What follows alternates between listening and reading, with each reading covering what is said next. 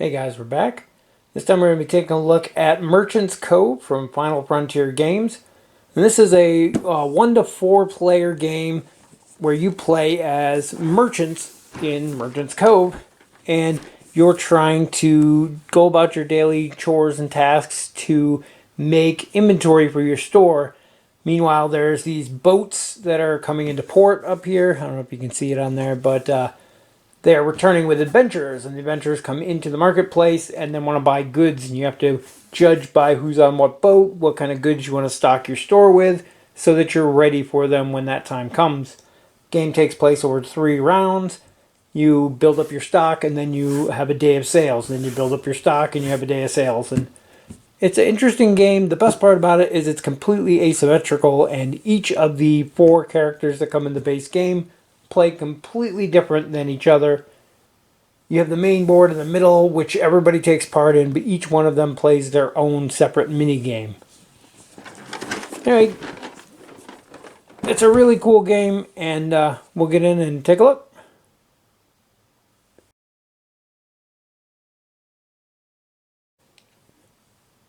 So hopefully it didn't mess too much up flipping the game over, but they did a pretty good insert in here right from the company, so we'll check that out too as we go. But first thing we have here are our rule books.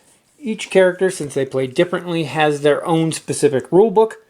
First we have the Chronomancer here, and they're like a nod to the Doc and Marty from Back to the Future, or Rick and Morty even. But inside you have a quick description of how their character works. In these guys' case, they have a time machine, and you have 2 of them actually, and they're taking turns running around, and as they do, they free up these time tokens, which you can use to basically remove time from your turn. Each little action you take takes a certain amount of time, and then when the Chronomancer gets over here, you swap out these tiles, which change the portals, and it changes what the cost is for things and what they do. So those are going to keep changing throughout the game. That's kind of a neat one. And on the back here, they have a quick reference guide of how to play them. The next one we have here is the Captain, and she's got these little ships that you're going to be moving around a map to different locations and then taking action. So like you can go fishing out here, you can search for treasure on the islands out here. There's also the pirate island up here, which gets cursed coins on it, and if they get too many, you take some corruption cards. So got to keep an eye on that. And then of course her cheat sheet on the back. The next one here is the Blacksmith, and the Blacksmith has a kind of dice game. You have these 4 different furnaces up here, and they start, these black dice indicate the amount of coal in them, and then you're going to have a pool of your own dice that you roll, and you combine those dice with the ones in the furnaces to make your various items by meeting these numbers up here. You also have a smelting furnace where you can dock a die in there, and then when you do your forge action, you can get up to 4 extra dice. So he's kind of an interesting character. I like the way that his stuff works out here. The dice are just interesting because you want to roll high for the big items, low for the smaller items. And it's just an interesting way to go about things, if you like dice games. Unless we have the Alchemist, and she plays a little mini marble game, kind of like Potion Explosion, where you're pulling marbles out of this decanter down here, and you're putting them in these cauldrons, and you're trying to match up colors to make various things out of that. They have black marbles, which can be used as wild cards, but they eventually stack up and start giving you corruption unless you take time to empty this vat out. And a few other odds and ends with her character as well. You can set up some interesting combos with her. Then we have the Peddler, and this isn't actually a playable character. This is for the solo mode. So if you're going to play solo, it gives you an opponent to play against. It's kind of an interesting mechanic, the way that works. But again, that's same size rulebook as all the other players, which is cool. Then we have our main rulebook here. And it's a little oversized, but it has a lot of cool artwork in here to help you out. There's a good look at the whole board. And it does a good job of just describing as best they can the basics of the turns that everybody shares. Because some of the things are the same for everyone, and then the individual characters, of course, are different. There's a nice key to the different iconography here in the back. And then an overview on the back. I really like these because it makes it easy to reference when you're learning the game. Next thing we have here is our board. And I showed this in my unboxing video if you didn't see it already. We'll go in more depth on this in a bit, but it's quite a large board. I can't even get it all on camera there. But on the back side, they have this cool map of the area, and a couple of their different games take place here. But you can see there's the Merchant's Cove. But more on the board in a bit. Next we have the player boards. First one here is that Peddler for the single player game. Then we have the Alchemist, and these are all recessed, so when you put the marbles in, they don't roll around. There's also a recessed spot here to put the decanter with the marbles rolling down in. And then the various locations that you can move to take actions. And I'm going to go over the characters a lot more in depth in their own videos to explain how to play each one of them. There's the captain's board, and these islands have recesses in them where you put the treasure tokens. When you get a ship out there, you reveal them, and then if you take the proper action, you can collect them and go back. You have to spend a movement to move across each of these lines. You can take the cursed treasure there if you want to go diagonal. It puts extra on this island, but if there ever gets 7 or more on this island, you start taking corruption, so you got to keep an eye on that. And then the fishing waters around the island here. And there's the blacksmith board, and these are recessed here. These are going to be your 4 locked dice that you take this action to unlock. You have all your forges up here. And the cool thing about these is you spend turns loading them. And then once they're all loaded, you can spend 1 forge action, activates all of them. So that's kind of cool, especially later in the game after you unlock some extra dice.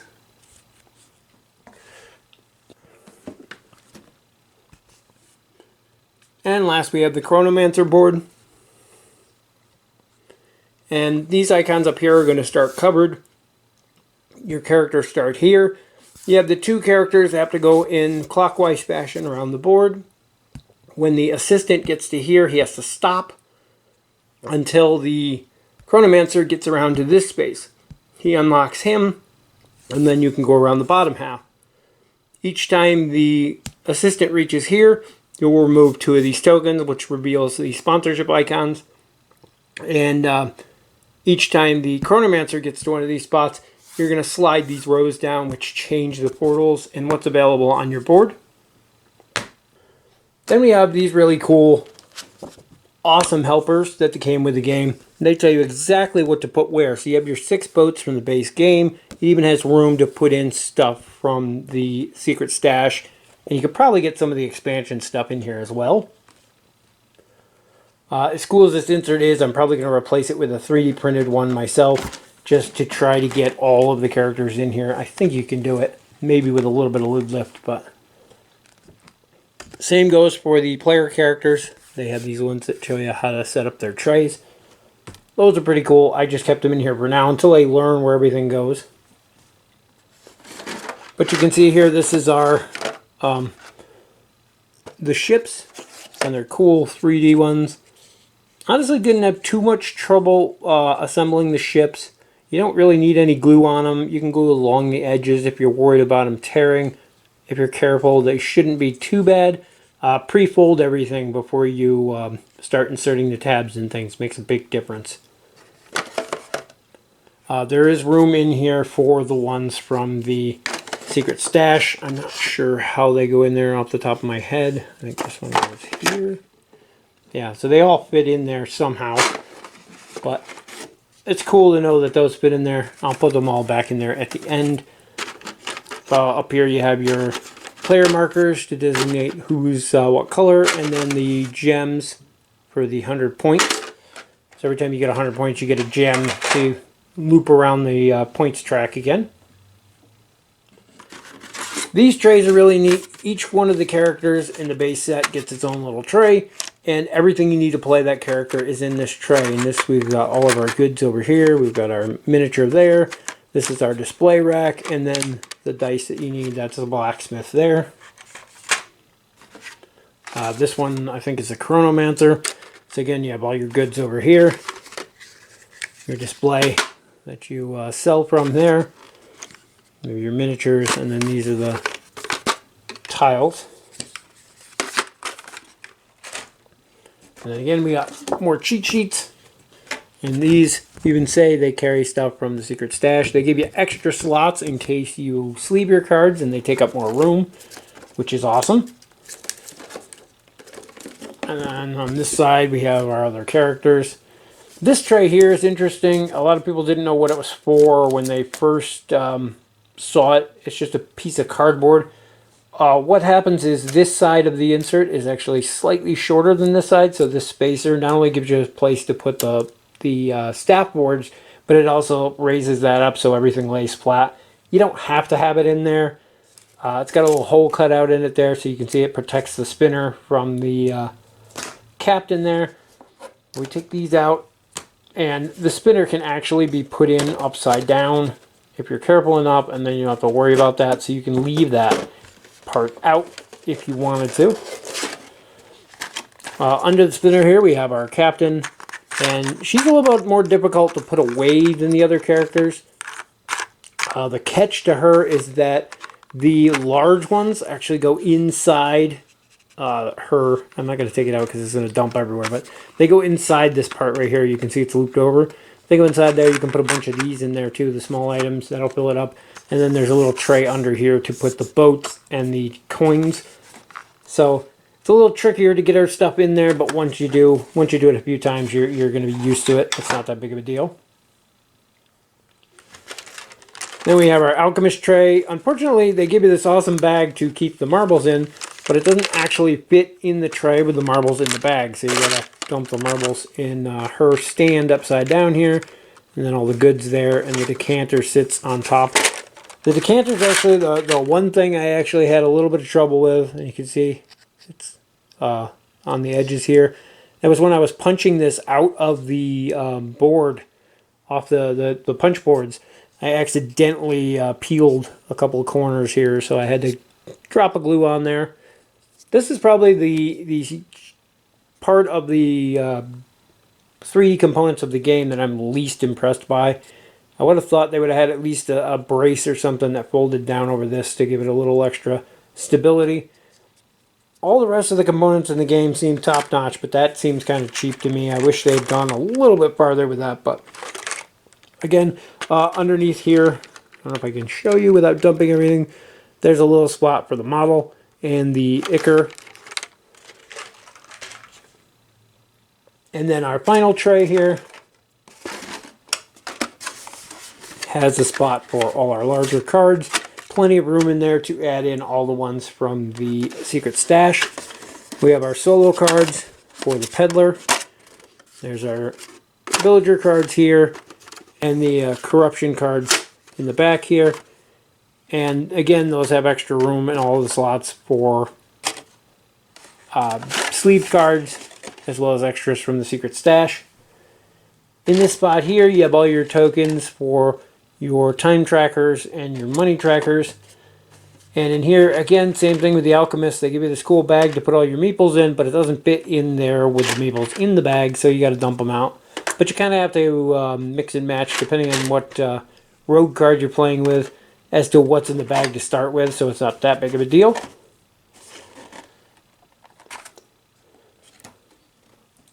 Well, that's everything that's in the box.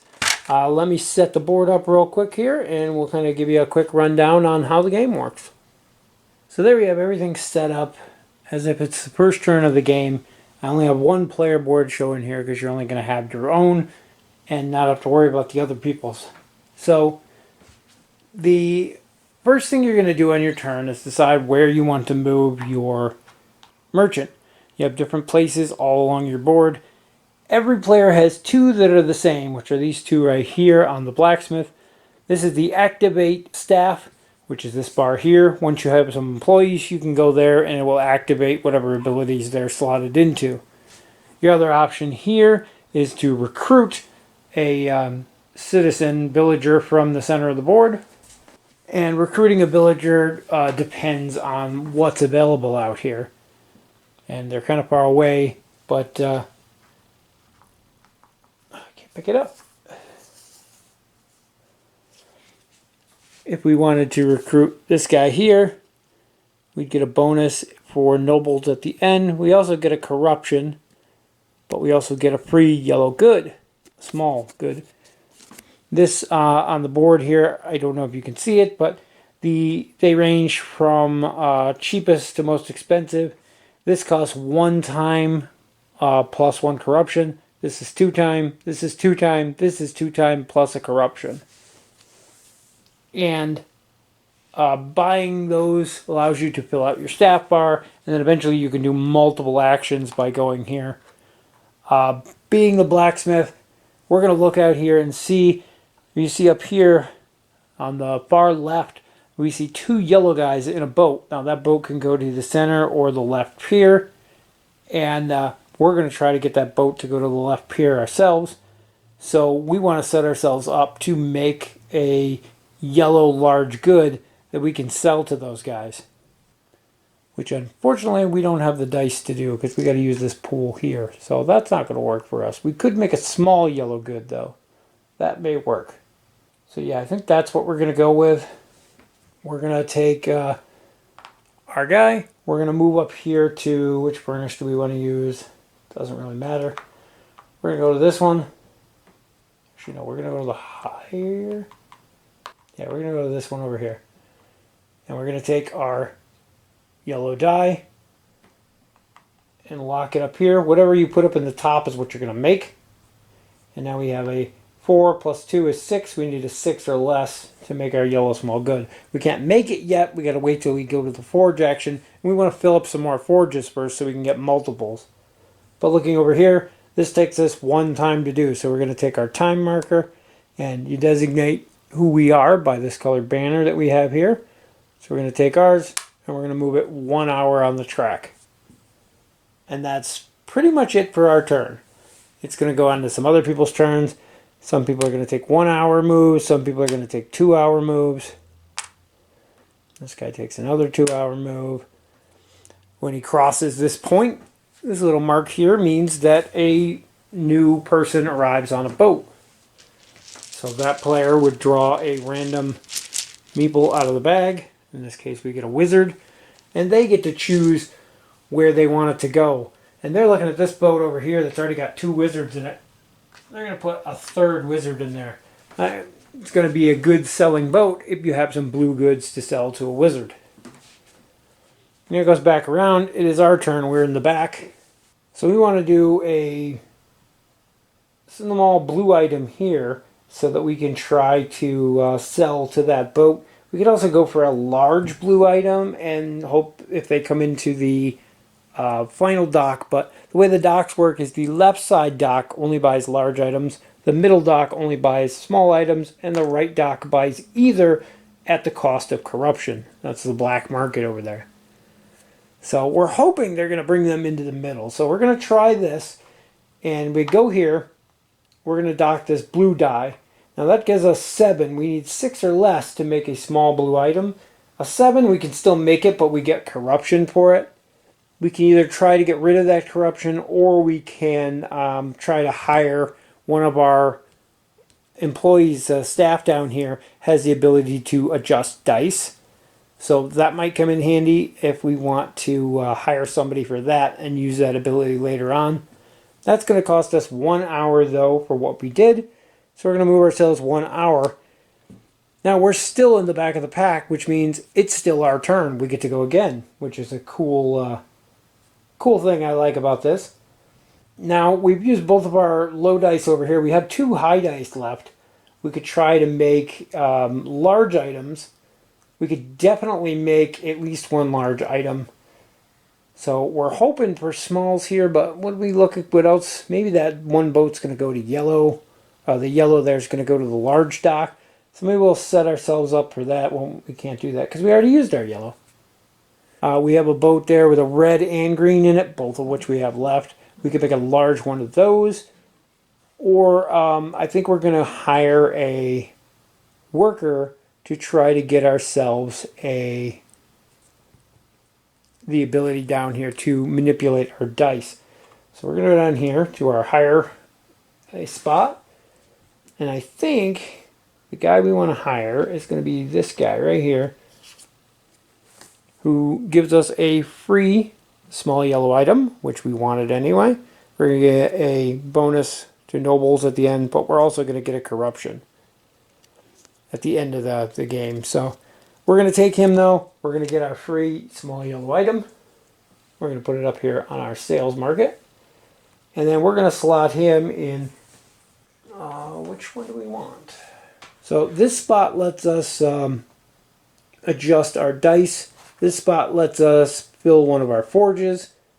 This spot lets us activate 2 of our forges, and this spot lets us remove corruption. We don't have any corruption yet, so we're going to slot him into this first one here, and that way we can use his ability to adjust our dice and possibly get us to where we need to be.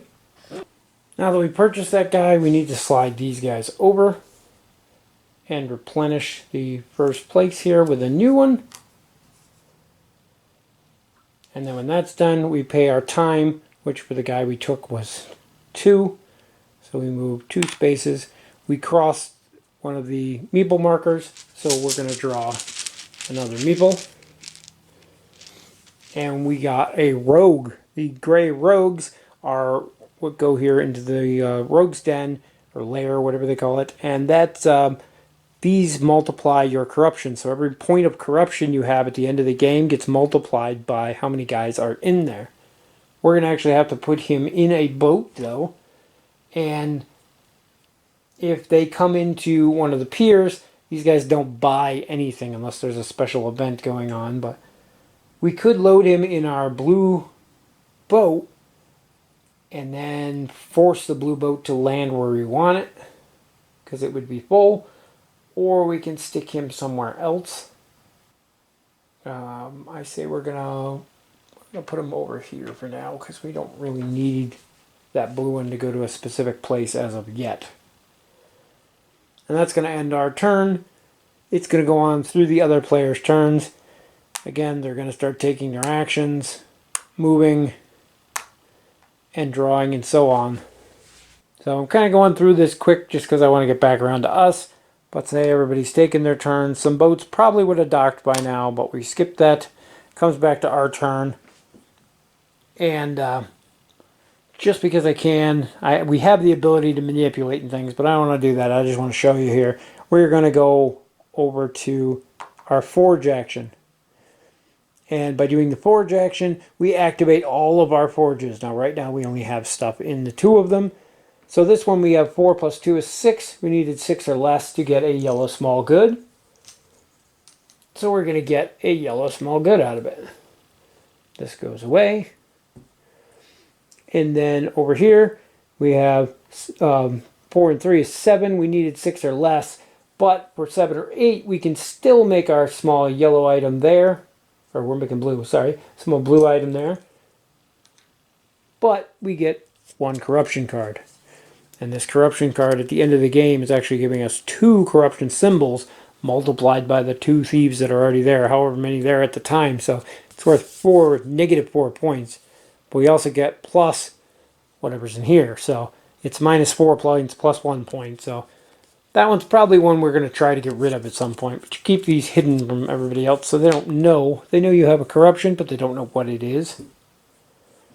And then we grab this as well. We're going to re-roll these, and then they go back into our available pool over here. And we took 2 hours to do that, so we're going to move 2 more hours.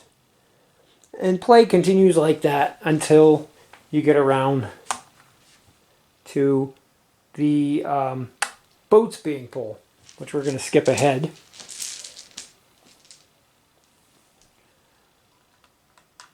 So we got this.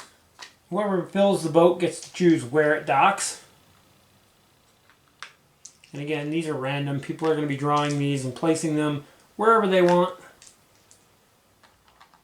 Trying to get nice setups for things that they can sell.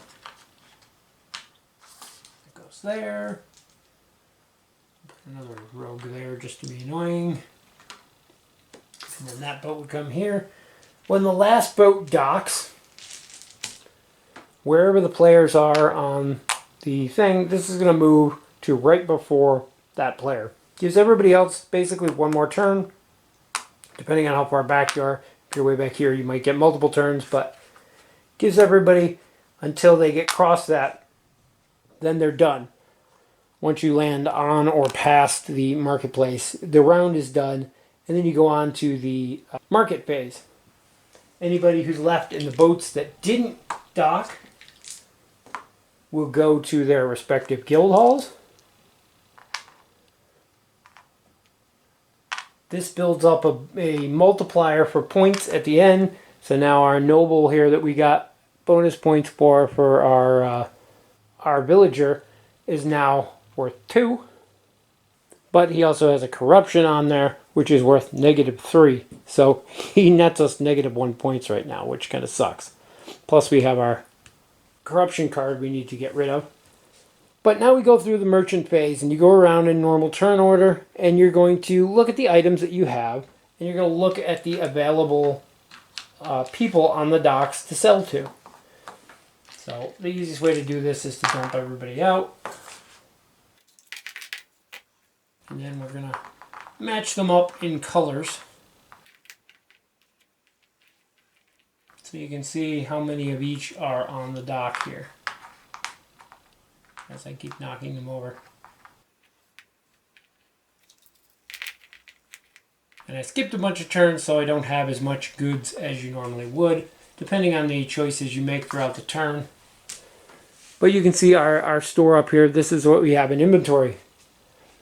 So we don't have any large goods. So nobody on the first dock is any use to us because they're only looking to buy large goods. On our second dock here, we have people looking for mid-size, small goods. And there is one yellow guy there.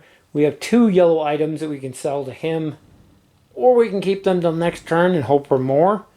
That's a give or take there. I think just for this example, we're going to sell them.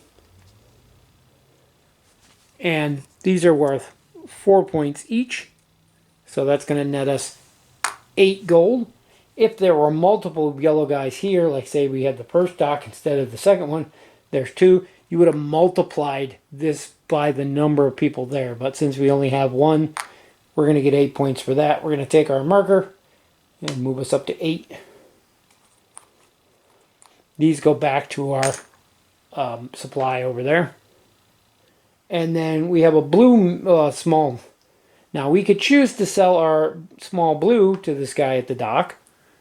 But I think we're going to wait and we hold off when we go to the black market dock. There are 3 blue on the black market dock. So instead of 4 points, this is now going to be worth 12 if we sell it over there. And it's not, people were questioning the fact that you're selling to 3 people, 1 item. It's not. You have 3 different people bidding on an item basically, and they're going to increase the cost because they're bidding against each other on the price. So look at it that way. You're still only selling the 1 item, but you're going to get 3 times the value for it because there's 3 of them. So that's going to give us another 12 and put us up to 20. Then you'd go through and find out if you have any other bonuses. You can unlock sponsorships, which are icons of the faction houses. And the blacksmith, they're underneath these dice. If you have these dice unlocked, you'll gain bonuses equal to the number of guys in the guild currently. So like there's 3 bards in there. So if we could manage to unlock our green die, we would have got an extra 3 points for that. So it's something to keep in mind You want to unlock those early if possible, just to get bonus points. Later in the game, definitely, because those end up being worth a lot more. And that's pretty much the end of our market phase. Each player is going to do that. Each player is going to score gold. And you go through this process. Once this is done, you're going to reset. You're going to take this mouse here, and you're going to put it on number 1. You're going to keep these in the same order they're currently in and put them there. And then this goes back to 12. And then you're going to play another round, just like we did. Loading up the boats, moving them in when they're full, and starting a market phase once all the boats have landed. After that turns over, you're going to keep everybody in the same order. You're going to start them on 3, move this over. What these do is when you move them, it shortens the time, for one, because you're losing an hour, you're losing 2 hours the next round. But it also opens up this alternate path. So when you're moving through the clock, if I move from 5 to 6 on the clock, I have to put another meeple in a boat. Maybe I'm not ready for another meeple to go to boat yet because that's going to land the boat and I'm not done building what I want to build yet. So instead, I can go up here and around. It adds an extra hour basically back to the clock at the cost of getting a corruption. And then the second one does the same thing over here. Bypasses that, but gives you a corruption. After the third time around, the game ends. You total up who has the most money. You make sure you subtract all of the corruption cards. So in our case, we have a lot of negatives here because we have 3 corruption times 3 guys in there. That's negative 9 points to what we have. So you got to keep that in mind as the game progresses. You want to get rid of those corruption cards as much as possible. And that's pretty much the basics of how the game plays. Like I said, each character is different, but the base game itself plays relatively the same. There is a number of different rogue cards that come out that change what the rogues do, where they appear, how many there are. There's only a handful in the starters or in the base game, but in the secret stash you get a whole stack more of them. So same goes for the villagers. There's 3 different types of villagers in the base set. They tell you to pick at least 2. I had all 3 in there just for the heck of it most of the time.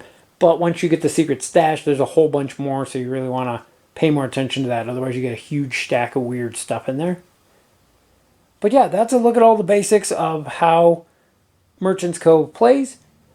I'll pick this up and give you my thoughts. So what do I think?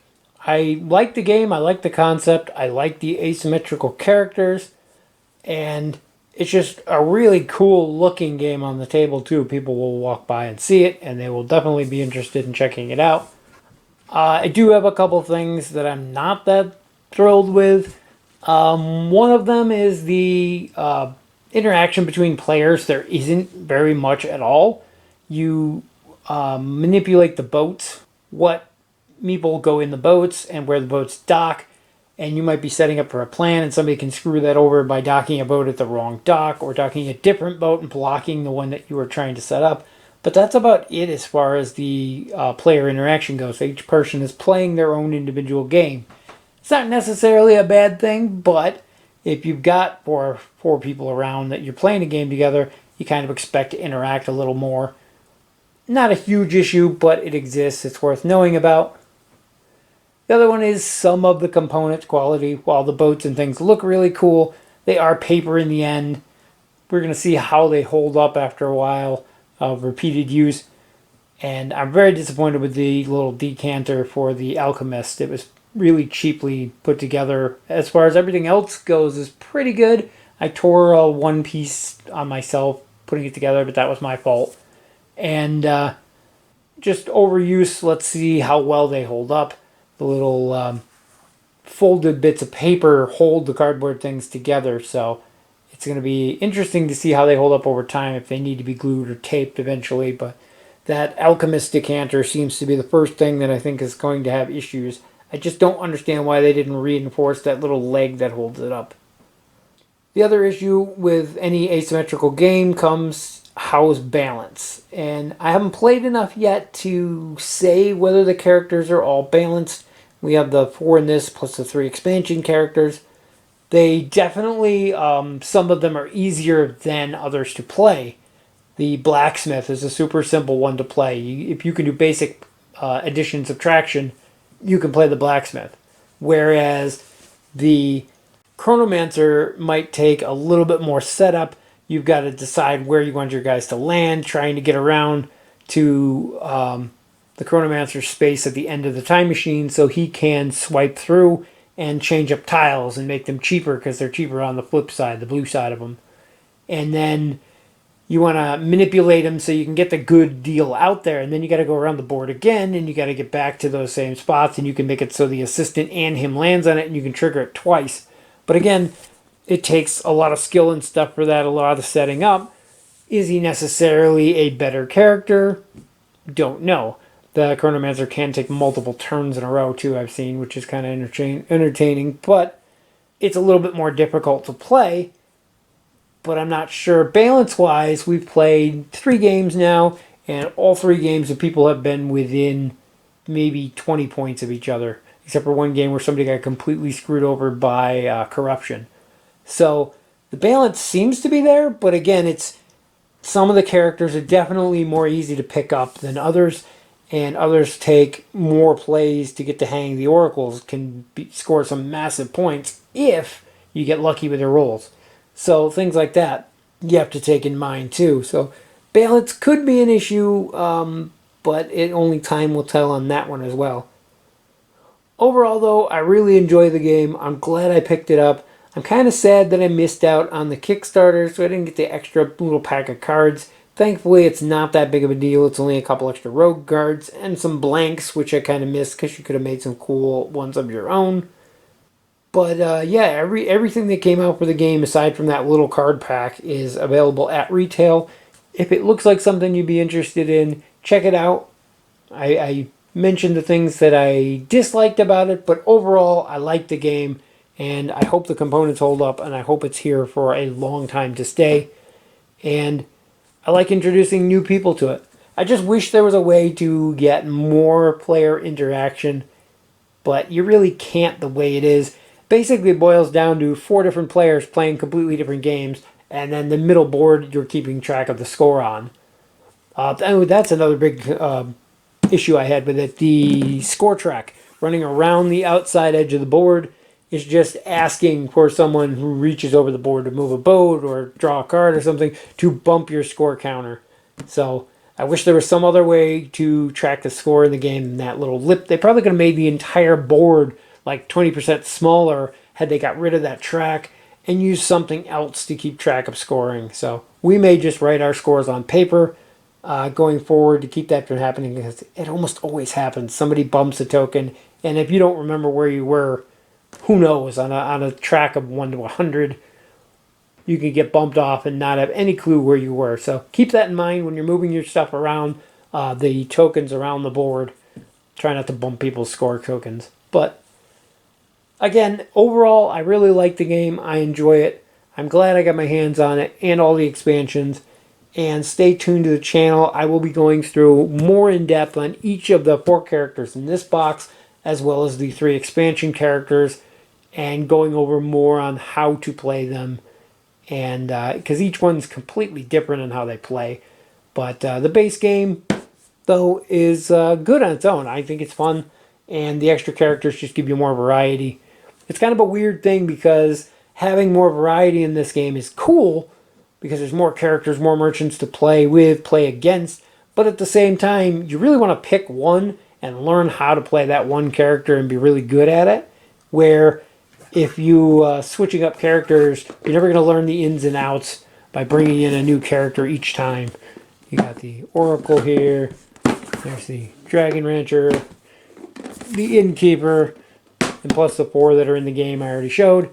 Yeah, you want to pick one and stick with it and learn how to play it good, but at the same time, having the choices of all the different games, mini games and characters that go with them can be very interesting. So I think it'll keep the game around for a while and add quite a bit of replayability to it. Anyway, that's going to wrap it up for our look at Merchant's Cove from Final Frontier Games. If it's something you're interested in checking out, go for it. Everything for the game, aside from the little card pack, is available at retail, so feel free to check it out. As always, thank you guys for watching, and we'll catch you in the next video.